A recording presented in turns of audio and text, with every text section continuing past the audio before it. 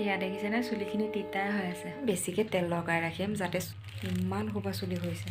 টকলাই হৈ যাম নেকি নাজানো, সেইকাৰণে আজি ভিডিঅ'টোত আপোনালোকৰ সৈতে মই শ্বেয়াৰ কৰিম যে বেবী ডেলিভাৰীৰ পিছত চুলি সৰে নে নসৰে বা মোৰ সৰিছে নে নাই আৰু চুলি সৰাৰ কাৰণ কি হ'ব পাৰে। চ' বলক ভিডিঅ'টোৰ মাজলৈ আগবাঢ়োঁ। হেল্ল' এভৰিৱান, কি খবৰ আপোনালোকৰ? এতিয়া বাজিছে সন্ধিয়া 5টা। ল'ৰা টোপনি গৈছে, ইয়াক কোচত লৈ টোপনি নিয়াই আছোঁ অকণমান। সি লেট্ৰিন কৰিছিলে, তো লেট্ৰিন কৰাৰ পিছত চফা কৰি দিলোঁ ধুৱাই মেলি। তাৰপিছত গাখীৰ খালে, গাখীৰ খোৱাৰ পিছত এতিয়া টোপনি গৈছে। লগতে বিচনাত দিলে উঠি যাব, সেইকাৰণে অকণমান কোচত লৈ এনেকৈ লৈ আছোঁ। ভালকৈ টোপনিটো আহিলে তেতিয়া বিচনাত খুৱাই দিম। ৰাতিপুৱাতে সোনকালে গাটো ধুলোঁ, ধুই মেলি বাচন বৰ্তন ধুই গাটো ধুলোঁ, ধুই মিষ্টাৰ ওলাই যাব বুলি জল্দি ভাতখিনি যোগাৰ কৰিলোঁ। সেইকাৰণে মানে কি হ'ল, ধূপ চাকি জ্বলাবলৈ থাকি গ'ল। তাৰপিছত মিষ্টাৰ ওলাই যোৱাৰ পিছত ল'ৰা যেতিয়া শুই গ'ল, তাক মানে গা ধুৱাই দিলোঁ ধুনীয়াকৈ। বহুত দিন হৈছিলে তাক চুলিত চেম্পু কৰোৱা নাছিলোঁ, কাৰণ যিহেতু মৰিগাঁৱৰ পৰা ইয়াত পানী চেঞ্জ হ'বলৈ তাৰ খুব চৰ্দি লাগি আছিলে, সেইকাৰণে তাক চেম্পু কৰোৱা নাছিলোঁ। ইমান দিন হৈছে চেম্পু কৰোৱা নাই, তাক চেম্পু কৰাই দিওঁ। তো চুলি চেম্পু কৰা চাবোন তাবোন দি গা ধুৱাই দিলোঁ। তাৰপিছত গা ধুৱাই দিয়াৰ পিছত গৰম কাপোৰ চাপোৰ ধুনীয়াকৈ পিন্ধাই দিলোঁ। সি টোপনি গ'ল বহুত সময়। তাৰপিছত মই আকৌ মানে ৰাতিপুৱা ঘৰ ঝাৰু মাৰিছিলোঁ যদিও কি হ'ল, ভাত চাত বনোৱা গ'লতো ভাল নালাগে, সেইটো কাৰণে আকৌ সি যেতিয়া শুই গ'ল টাইম অকণ পালোঁ। তাৰপিছত ভাতখিনি যিহেতু ৰাতিপুৱা বনালোঁ, দুপৰীয়া বনোৱা কামটো নাথাকে আৰু ৰাতিপুৱা বনালে, কাৰণ মিষ্টাৰে যিহেতু এবাৰে খাই মেলি ওলাই যায়। মইতো বাৰু সেয়া ভাতকে দুপৰীয়া খাওঁ। দুপৰীয়া মানে 10টামান বজাত 10টামান বজাত তেওঁ খাই পিনি যায়। তাৰপিছত মই আকৌ 12টা চাৰে 12টামান বজাত খাই দিওঁ সেনেকৈ। তাৰপিছত আকৌ দুপৰীয়াৰ পৰা বনাব নালাগে যিহেতু, সেইকাৰণে সি যেতিয়া শুই গ'ল গা ধোৱাৰ পিছত, তাৰপিছত মই আকৌ ঘৰ চৰ ঝাৰু দি মেলি আকৌ মই গা ধুলোঁ, চুলি চেম্পু কৰি দিলোঁ। তাৰপিছত চুলিখিনি চেম্পু কৰি যে সেই বান্ধি ৰাখিলোঁ, কাপোৰ অলপো ধুব আছিলে, কাপোৰখিনিও ধুই মেলি সি শুওঁতে কাপোৰখিনি ধুই মেলি আকৌ গা ধুই চুলি চেম্পু কৰি এই যে গামোচাখন বান্ধি ৰাখিলোঁ মূৰত। তো সেনেকৈয়ে থাকিল আৰু এই 4টা বজাত কিজানি মই গামোচাখন খুলি পিনি চুলিখিনি এনেকৈ আকৌ ক্লাছডাল দি পেলাই বান্ধি ৰাখিছোঁ। গামোচাখন ৰ'দত দিছিলোঁ, পিছে ৰ'দটো আজি নাইকিয়া। আজি খুব ঢিলা। ৰাতি অলপমান বৰষুণ পৰা যেন হৈছিল, সেইকাৰণে আজি ৰ'দেই নাইকিয়া। তথাপিও বেড কভাৰ ধুইছিলোঁ যে, পাতল কটনৰ বেড কভাৰ, যিহেতু শুকাই গ'ল। আৰু ইয়াৰ কাপোৰকেইটা ধুবলৈ আছিল, সেইখিনি ধুলোঁ। কাৰণ সি ইমান চন্দিওৱা হৈছে এতিয়া, মানে গাখীৰ ওলোৱা হৈছে যে বহুত, সেইটো কাৰণে মানে কি সেই গাখীৰ ওলোৱা কাপোৰ কেইটামান আছিল, সেইকেইটাও ধুলোঁ। যে আইৰণৰ যোনটো হেৰি হয়, দৰৱ হয়, সেইটো খুৱাই দিলে সি বেছিকৈ গাখীৰ ওলায়। ভিটামিন D3টো খোৱালে ইমান নোলায় বাৰু। এই দুটা ডক্টৰে জন্মৰ পৰা খুৱাব দিছিলে, ভিটামিন D3 আৰু আইৰণৰ দৰৱটো তেজৰ কাৰণে। সেইটো মানে তো সেইটো তেজৰ কাৰণে খুওৱাটো যে ইমান ক'লা ঔষধখিনি, তাৰ যে লেট্ৰিন পৰ্যন্ত ক'লা হৈ যায়, জিভা পৰ্যন্ত ক'লা হৈ যায়। আপোনালোকৰ শিশুকো খুৱাইনে বাৰু এই দুটা ঔষধ? আৰু সেই দুটা ঔষধ খুৱালে বহুত বেছি ভাল। ভিটামিন D3টোতো সেইটো ৰ'দ যিমান, মই ইয়াক বহুত ৰ'দত লৈছোঁ বাৰু। ৰাতিপুৱা ৰ'দত, আগতে ভিডিঅ'বোৰত আপোনালোকে গমেই পাইছে। আৰু কাংগাৰু মাদাৰৰ যিটো প্ৰচেছ, মানে বুকুৰ দিয়া, মানে বুকুত লৈ পেলাই, সেইবোৰ মই কেঁচুৱাতে কৰিছোঁ, ৰ'দতো লৈছোঁ। তথাপিও ভিটামিন D3 দৰৱটো খুৱাবই লাগে, সকলো সন্তানকে দিয়ে সৰুৰ পৰা। কিন্তু আমাৰ ইয়াক লেটকৈহে খুৱাইছোঁ, যদিও একদম জন্ম হোৱাৰ পৰা খুৱাব দিছিলে। তাৰ একে জন্ম হোৱাৰ পিছৰ পৰা লেট্ৰিনৰ প্ৰব্লেম আছিলে, 8-10 দিন সি লেট্ৰিন নকৰে।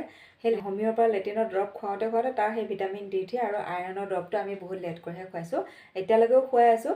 আইৰণৰ দৰৱটো খুৱাব দিছিলে 6 মাহলৈকে, এতিয়া তাৰ 6 মাহত সোমাইছেহে, গতিকে মানে কমপ্লিট হোৱালৈকে খুৱাব পাৰিম আৰু ভিটামিন D3টো যেতিয়া তাৰ লেট্ৰিনৰ প্ৰব্লেমটো শেষ হ'ল তেতিয়াৰ পৰাও আৰম্ভ কৰিছোঁ।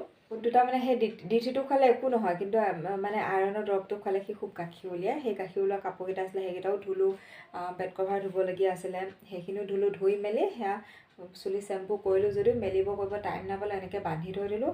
তো তিতাই হৈ থাকিলে। এতিয়া ল'ৰাক খুৱাই দিওঁ, খুৱাই দিহে চুলিখিনি অলপ ফণিৰাম আৰু কাপোৰখিনি সামৰিম, দিনত ধুই দিয়া কাপোৰখিনি সেইখিনি সামৰি ল'ম সি শুওঁতে।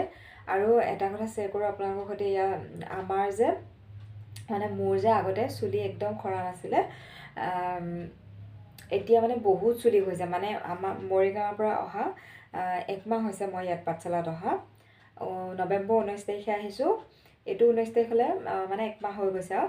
তো 1 মাহত ইমান চুলি সৰিছে মানে একে ভয়ংকৰ মানে বিৰাট ভয় লগা দেখিলে মই ইয়াক খুৱাই দি পিনে আপোনালোকক চুলিখিনি দেখাম ইমান সোপা চুলি সৰিছে যে টকলাই হৈ যাম নেকি ঠিক নাই এনে মোৰ চুলি গ্ৰোথটো ধুনীয়া আছিলে মানে চিল্কিও আছিলে এতিয়া মানে যতন লোৱা অভাৱত এই চুলি শ্যাম্পু কৰিলেই তিতা যেই থাকি যায় এনেকৈ মানে কি খোপা বান্ধি ৰাখি দিওঁ তেনেকৈ সেইবোৰৰ কাৰণেহে নে মৰিগাঁৱত ইমান দিন থাকিলোঁ ইয়াত অহাৰ পিছত পানী চেঞ্জ হৈছে সেইকাৰণেও কৰিব পাৰে বা মানুহে কয় বেবী জন্ম হোৱাৰ পিছত হেয়াৰ ফল হয়েই বুলি তো সেইকাৰণেও হ'ব পাৰে কি কাৰণত হৈছে নাজানো কিন্তু ইয়াৰ এতিয়া 6 মাহত সোমাইছে এতিয়াহে মোৰ চুলি একে মানে ভৰপূৰ চুলি সৰিছে মই দেখাই দিম আপোনালোকক 1 মাহত কিমানখিনি চুলি গৈছে যিমানখিনি চুলি আছে সিমানখিনি গ'লে কিজানি টকলাই হৈ যাম নেকি ঠিক নাই আৰু সেইটোৱে মোৰ লগতে মোৰ ল'ৰাও ইমান চুলি সৰিছে এই যে ঠাণ্ডা বুলি গৰম কাপোৰ পিন্ধাই থওঁ গৰম কাপোৰৰ লগত যে লাগি থাকে টুপি সেই টুপিটো যেতিয়া ৰাতিপুৱা কাপোৰ চেঞ্জ কৰোঁ টুপিটোত একদম ইমান চুলি মানে দেখিলে ভয় লগা মানে তাৰপৰা জন্ম চুলি আমি এতিয়ালৈকে কটা নাই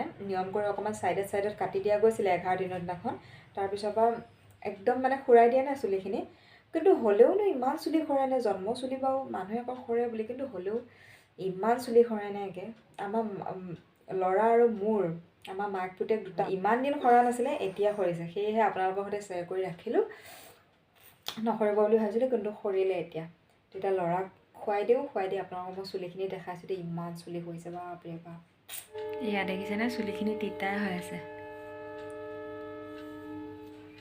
সেইকাৰণে ভাবিছোঁ আজি চুলি শ্যাম্পু কৰি দিছোঁ নহয় অহাকালিৰ পৰা একে ইমান বেছিকৈ তেল লগাই ৰাখিম যাতে চুলি সৰিবলৈ চান্সে নাপায় মানে যেতিয়া তেলটো লগাই ৰাখিম তেতিয়া মানে চুলিখিনি জোঁট নালাগিলে তেতিয়াতো চুলি নসৰিব সেইকাৰণে ভাবিছোঁ একদম পূৰা তেল লগাই ৰাখিম বুলি ভাবিছোঁ আৰু চুলিখিনি দেখাই দিছোঁ এতিয়া আপোনালোকক মই এইখিনি চুলি চাওকচোন এই সোপা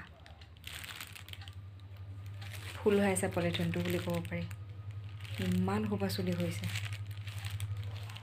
পেৰাচুট ককনাট অইলটো সেইটো মানে পূৰা লগাই ৰাখিম মানে ইমান চুলি হৈছে নাজানো আৰু পানী চেঞ্জ হোৱাৰ কাৰণেহে নে ল'ৰা জন্ম হোৱাৰ কাৰণেহে নে চুলিবোৰ আজিকালি শ্যাম্পু কৰিলে মেলিব টাইম নাপায় কাৰণেও হ'ব পাৰে কোনটো কাৰণত সৰিছে নাজানো কিন্তু ইমান সৰিছে মানে